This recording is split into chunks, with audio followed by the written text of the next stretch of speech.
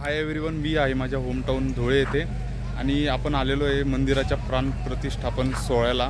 आणि या लोकेशनवरनं blog start केलं जरा विचित्र वाटलं ना, म्हणून स्टार्टिंग फ्रॉम पुणे आपण आता जायला निघालो आपल्या गावाला, जी की आहे धुळे।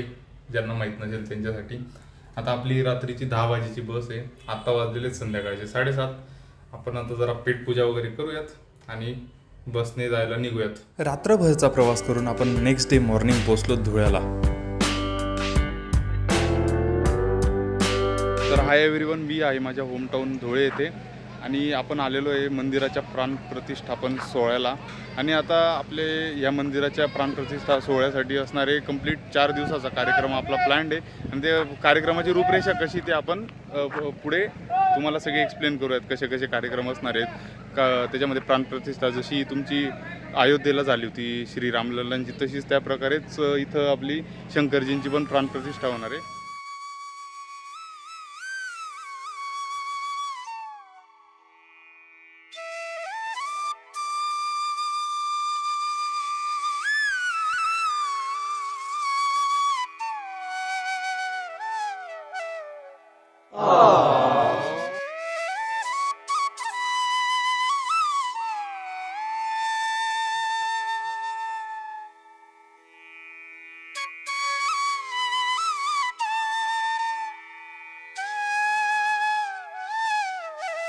हा प्राणप्रतिष्ठापन सोहळ्याचा कार्यक्रम एकूण 4 दिवसांचा आहे आणि या 4 दिवसापैकी आजचा हा पहिला दिवस। आणि आजच्या दिवशी आपली सर्व देवी देवतांची मिरवणूक आसपासच्या परिसरातनं निघताना आपल्याला दिसते आणि त्या मिरवणुकीत कॉलनीतले आणि परिसरातले सर्व ग्रामस्थ आपल्याला सामील झालेले देखील दिसत आहेत।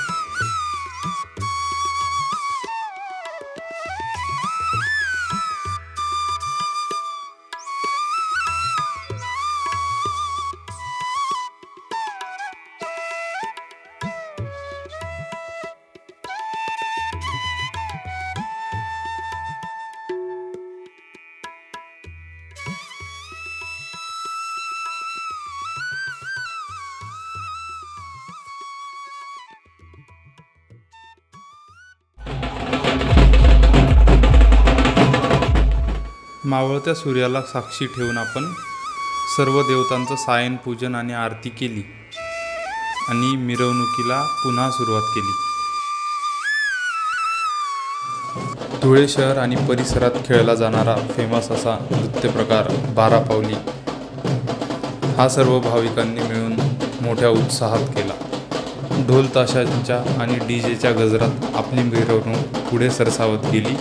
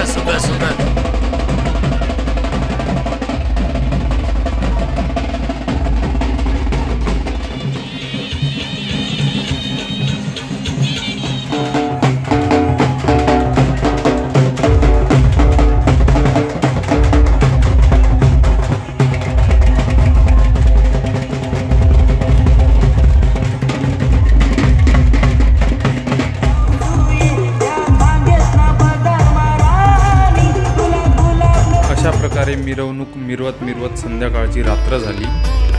मिरवणूक समाप्तीनंतर अनेक कलाकारांनी आपल्या कला नृत्य आदी सादर केले आणि यानंतर या दिवसाची सांगता वगैरे पार पडलेली आहे। त्याच्यानंतर सगळे जे आपले त्या ट्रॅक्टरच्या ट्रॉलीवर ठेवलेले सगळे देवी देवता होते ते आता सगळे आपण इथं मंदिरामध्ये मांडून ठेवले। आता ते इथं रात्री राखणदार म्हणून आपल्या मंडळातलेच काही कार्यकर्ते झोपतील इथं मंदिरातच आणि हे सगळे देवी देवता जे आहेत ते आपल्याला कव्हर अप करून ठेवावे लागतील रात्रीचे।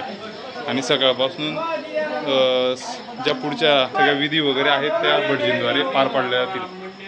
आपण उद्या आज आपल्याला ॲक्च्युली भटजींकडनं सगळी माहिती घ्यायची होती, पण आपला कार्यक्रम जरा लेट होत असल्या कारणाने आपण आज काही माहिती देऊ शकलो नाही। तर ती सेम माहिती उद्याच्या दिवसाला आपण कंप्लीट करूयात। तर भेटूयात आता पुन्हा उद्या सकाळी। त्याच्यानंतर आज आणि उद्याच्या दिवशी एक कार्यक्रम असणार आहे आणि परवाच्या दिवशी आपला जो मेन प्राणप्रतिष्ठा सोहळा आहे तो पार पडणार आहे. तर त्याच्याबद्दल पुढची माहिती आपल्याला भटजी सांगतील. आज सर्व देवतांची स्थापना होणार आहे. स्थापना झाल्यानंतर त्याचं हवन होईल, सायंपूजन होईल, संध्याकाळचं पूजन. त्यानंतर नवीन ज्या प्राणप्रतिष्ठेच्या मूर्त्या आहेत, गणपती, हनुमंत, उमामहेश्वर आणि महादेव, या सगळ्या देवतांना जलादिवास दिला जाईल. जलादिवास म्हणजे जसं मनुष्याला एकूण 16 संस्कार सांगितले, तसं देवतांना या ठिकाणी 15 संस्कार प्राणप्रतिष्ठेमध्ये दिले जात असतात. त्यातील हा मुख्य संस्कार असतो, त्याला जलादिवास असं म्हटलं जातं. जसं बालक जन्माला येतं, बालक ज्यावेळेस आईच्या गर्भात असतं त्यावेळेस त्या गर्भामध्ये पाणी असतं आणि त्या पाण्यामध्ये ते बालक असतं, तसं हे देवतांचा तो संस्कार आहे.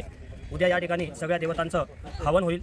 हवन झाल्यानंतर या ठिकाणी मूर्ती स्नपनविधी व दशविध स्नान होईल. मंदिरात स्नपनविधी होईल, शाला कर्मपूर्वी काम. त्यानंतर सायंपूजन आणि नवीन देवतांना शय्यादिवास व धान्यदिवास म्हणजे मूर्तींना झोपवण्यात येईल व त्यावर धान्य टाकण्यात येईल. जसं बालक आईच्या गर्भामध्ये असताना ते माता जी काही खाते पिते आणि त्या खाण्याने जसं त्या बालकाला पुष्टी मिळते, ताकद मिळते, त्याप्रमाणे या देवतांना तो संस्कार महत्त्वाचा सांगितलेला आहे. आणि तिसऱ्या दिवसाचा जो क्रम आहे तो या ठिकाणी बलिदान, पूर्णाहुती, महाआरती आणि महानैवेद्य. तर या प्रकारे प्राणप्रतिष्ठेची रूपरेषा या ठिकाणी आपण ठेवलेली आहे. कुठलाही कार्यक्रम आपण लग्नाच्या वेळेस पण म्हणा, कुठलीही आपली गृहशांतीची वगैरे पूजा करतो, तर त्या पूजेमध्ये आपण सगळ्या देवी देवतांना आवाहन करतो आणि असं सांगतो सगळ्या देवी देवतांना की आमच्या इथल्या कार्यक्रमाला उपस्थिती द्या आणि कार्यक्रमाला शुभाशीर्वाद द्या. हे त्याचं सगळं महत्त्व आहे. तर मग आपण पूजा चालू झाल्यावर त्याचे थोडेसे दृश्य आपण दाखवूयात.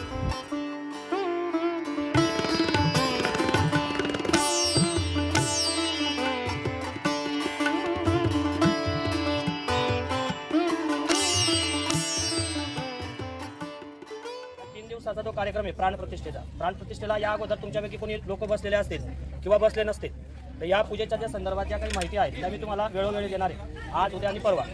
पूजेला बसत असताना 3 दिवसाचे जे नियम आहेत हे नियमाचं तुम्हाला पालन करायचं आहे. 3 दिवस नियम काय आहे की सकाळपासून तर संध्याकाळपर्यंत फलाहार करायचा, साबुदाणा खायचा नाही, भगर खाऊ शकतात. संध्याकाळी मुगाची डाळ आणि पोळी खायची, त्याच्यात कांदा लसूण नको. 3 दिवस गादीवर, पलंगावर, खाटीवर न झोपता खाली जमिनीवरती सतरंजीवरती झोपायचं आहे. दुसऱ्याच्या घरचं अन्न खायचं नाही, दुसऱ्याच्या घरचं पाणी प्यायचं नाही. 3 दिवस आपलं मन हे पवित्र ठेवायचं आहे, सात्विकता आपल्या मनामध्ये ठेवायची आहे. कोणावरही राग द्वेष करायचा नाही, संताप करायचा नाही, चिडायचं नाही, कोणाला अपशब्द बोलायचा नाही, की जेणेकरून आपल्या बोलण्यामुळे त्या समोरच्याचं मन दुखेल आणि तो आपल्याला कुठेतरी वाईट शब्दाने आपला विचार करेल किंवा बोलेल. म्हणून कोणाशीच वाईट करायचं नाही 3 दिवसामध्ये. अगदी देवासारखं राहायचं.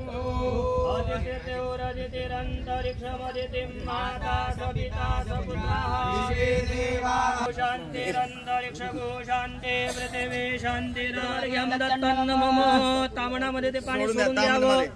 पळी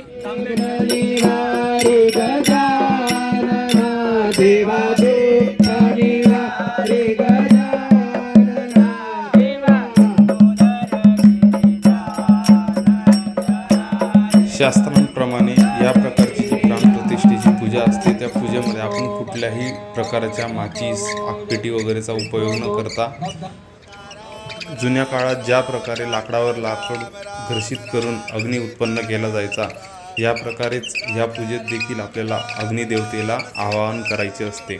म्हणून ह्या लाकडाच्या साह्याने, या उपकरणाच्या साह्याने अग्नी प्रज्वलित करण्याचा प्रयत्न सर्व भाविकांनी मिळून केला. सगळ्या पूजेला बसलेल्या लोकांनी ट्राय करून झालेला आहे. आता दुसरे ब्राह्मण लोक वगैरे किंवा कॉलनीतले इतर ग्रामस्थ पण ट्राय करतात कोणाच्या हाताने अग्नी प्रज्वलित ते बघूया.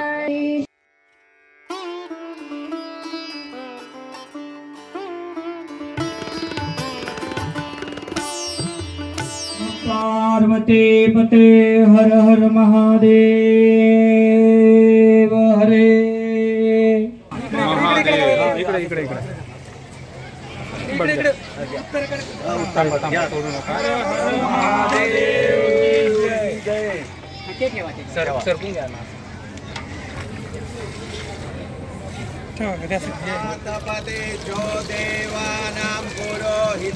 मित्रांनो, गुड मॉर्निंग.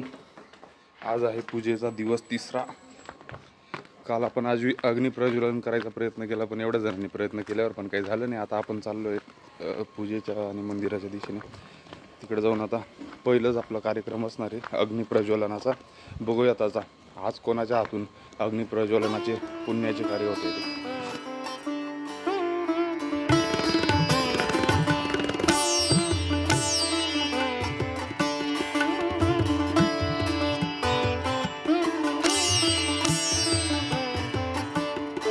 संजय हटामि दयरां पापं कुरुं भस्मं शुचे शुचे भस्मस्नानं समर्पयामि भस्मस्नानं करेमि। आमचे मयूर भाऊ पूजेमध्ये व्यस्त।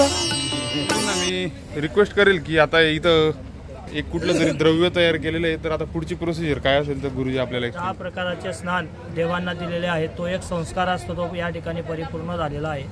आता या ठिकाणी देवतांचा अभिषेक करून मंदिरास स्थापन विधी हा विधी या ठिकाणी आम्ही सुरुवात करत आहोत। स्नपन विधीत वापरल्या जाणाऱ्या औषधी द्रव्याचा तांब्या प्रत्येकाच्या हातातून पास करूनच मंदिरावर अभिषेक करण्याचं कारण असं। तो तांब्या प्रत्येकाच्या हातातून जेव्हा जातो प्रत्येकाला त्या अभिषेकाचं पुण्य समप्रमाणात लाभतं। त्यासाठी भटजी हा विधी सर्व यजमानांकडून समप्रमाणात करून घेत आहेत।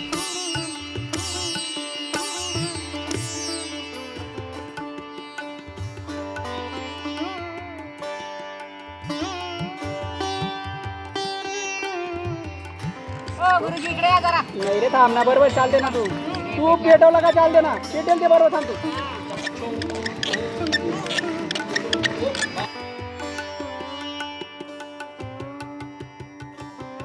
अग्नी आपला प्रज्वलित झालेला आहे आता।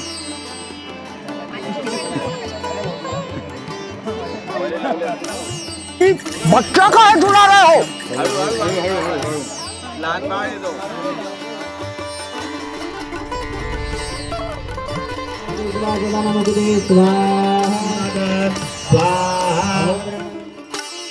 आता देवतांवर जो संस्कार चालू आहे या संस्कारामध्ये देवतांचे सर्व अवयव देवतांच्या मूर्तीमध्ये जागृत व्हायला सुरुवात होते, जसे की देवतांचे डोळे, हात, नाक, कान, पाय इत्यादी।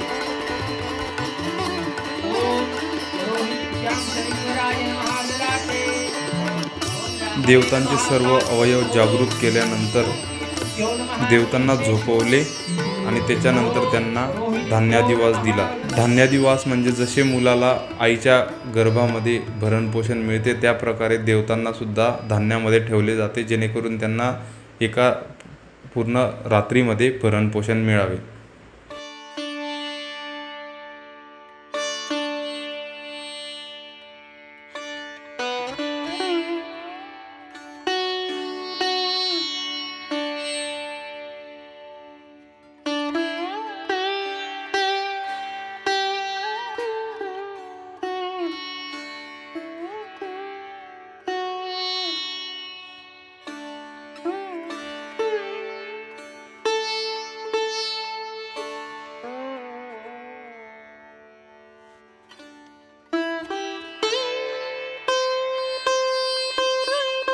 आता शेवटच्या आपण 5 आरत्या केल्या 5 देवतांच्या। त्याच्यानंतर आता आज आपण धान्यदिवास दिलेला आहे सगळ्या देवतांना। सकाळच्या टायमाला आपली फायनल प्राणप्रतिष्ठेची पूजा असणार आहे। त्याच्यानंतर देवांना त्यांच्या स्थानावर विराजमान केले जाईल मंदिरामध्ये आणि त्याच्यानंतर त्यांची एक आरती वगैरे होईल आणि संध्याकाळच्या टायमाला महाप्रसाद असणार आहे। तर उद्या आपला कार्यक्रमाचा शेवटचा दिवस असणार आहे। आजची पूजा आपली संपन्न झाली, होम हवन पण संपन्न झालेलं आहे। आता भेटूयात उद्या सकाळी पुन्हा फायनल प्राणप्रतिष्ठेच्या सोहळ्याला। गुड मॉर्निंग सर्वांना फ्रॉम द नेक्स्ट डे। आज आहे आपला प्राणप्रतिष्ठेचा आणि या कार्यक्रमाचा शेवटचा दिवस। आज आपली फायनली प्राणप्रतिष्ठा होणार आहे आणि जी आपली आता फायनल पूजा आहे त्याच्यासाठी आपण मंदिराच्या मंडपाकडे प्रस्थान करायला निघालेलो आहेत। आणि ही पूजा संपन्न झाल्यानंतर आज संध्याकाळी आपला महाप्रसाद असेल। गर्दी खूप येणार आहे, बघूयात आपल्या मंडळाच्या लोकांना मॅनेजमेंट होतंय का आजचं। मूर्तीचं दर्शन आपण डायरेक्टली करू नाही शकणार म्हणून समोर सर्वांनी आरशामध्ये महादेवांची पिंड, हनुमंताची मूर्ती, तिचं दर्शन तुम्हाला घ्यायचं आहे।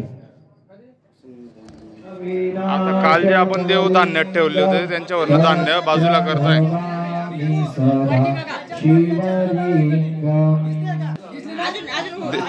देवामध्ये तेज असतं म्हणून इथं आधी आपल्याला दर्शन आरशामध्ये घ्यायचं असतं।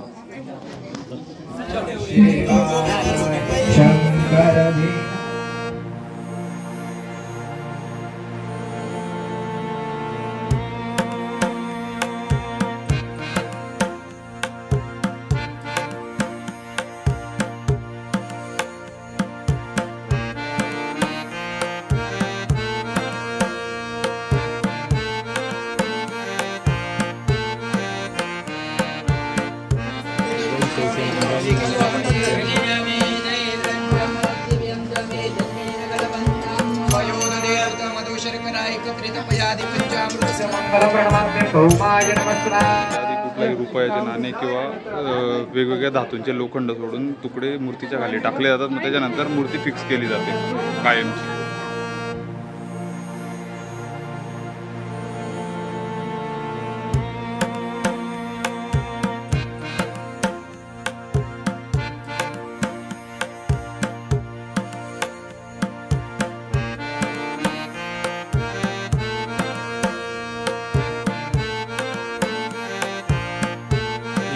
हवन विधी सुरू असताना दुसऱ्या बाजूला मूर्तीची स्थापना दैदिप्यमान पद्धतीने करण्यात आली.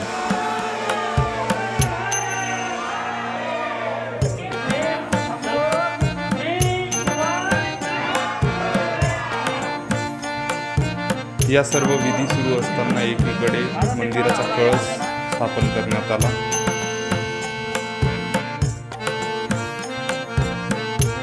प्राणप्रतिष्ठा सोहळ्याच्या शेवटी महाआरती करून देवतांचे लग्न लावण्यात आले आणि अशा प्रकारे हा प्राणप्रतिष्ठेचा सोहळा संपन्न झाला आणि श्री भगवान महादेव चिरकालासाठी या मंदिरात या वास्तूमध्ये वास्तव्यास आले.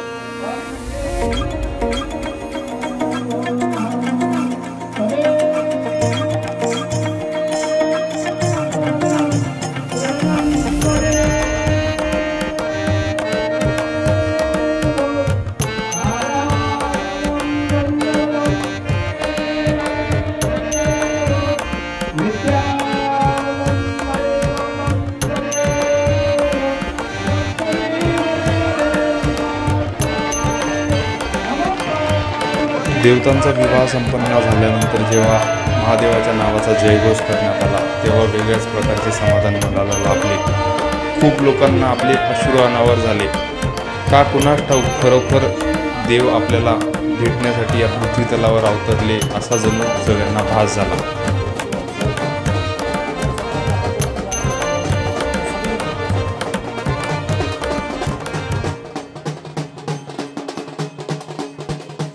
दुपारच्या सत्रात प्राणप्रतिष्ठा सोहळा संपन्न झाल्यानंतर दिवसभर विविध प्रकारच्या कार्यक्रमांचे आयोजन करण्यात आलेले होते. तसेच पूर्वनियोजित महाप्रसादाची तयारी देखील दुपारच्या सत्रातच सुरू झाली होती.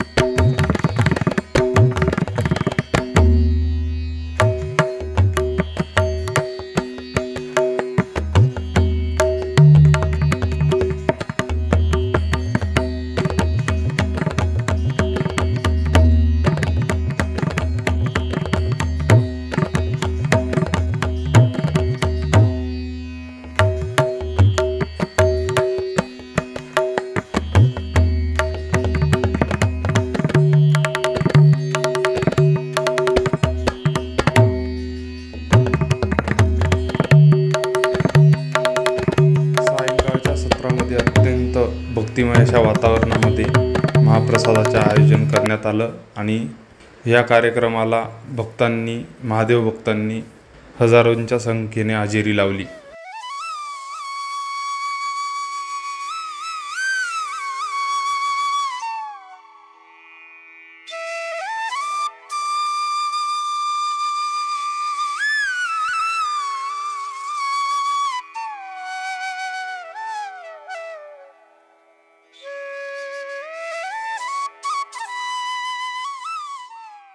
अशा पद्धतीने आपल्या शिवशाही मित्रमंडळाचा पूर्ण कार्यक्रम प्राणप्रतिष्ठा समाप्त झालेली आहे. त्याच्यानंतर आपला भंडाऱ्याचा कार्यक्रमाची पण समाप्ती झालेली आहे.